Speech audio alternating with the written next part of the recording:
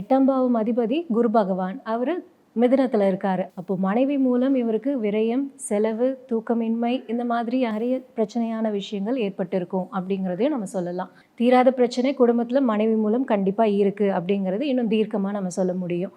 சரி, இது எனக்கு எப்போ மாறும்? என்னோட மனைவி எப்போ என் கூட சேருவாங்க? அப்படின்னு நம்மகிட்ட கேட்குறாங்க. இவருக்கு மிருகசீரிஷம் 1ஆம் பாதம் இப்போ போயிட்டு இருக்கு. தீராத பிரச்சனை எல்லாமே பார்த்தீங்கன்னா, இவருக்கு தீரக்கூடிய சூழ்நிலையா மாறும் அப்படின்னு சொல்லலாம். அதேபோல இப்போ மனைவி அப்படின்னு எடுத்துக்கிட்டா, இவருக்கு 7ஆம் பாவம் இப்போ தனுசுவாகும். தனுசோட அதிபதி குரு பகவான். அவர் லக்னத்துல உட்கார்ந்திருக்காரு. அப்போ மனைவி ஜாதகரை தேடி வருவாங்க அப்படிங்கிறத நம்ம இன்னும் கிளியரா சொல்ல முடியும். நம்மளுக்கு இப்போ இந்த லக்னம் 2026 பிப்ரவரி மாதம் 22ஆம் தேதி மிதுன லக்னம் மாறுது.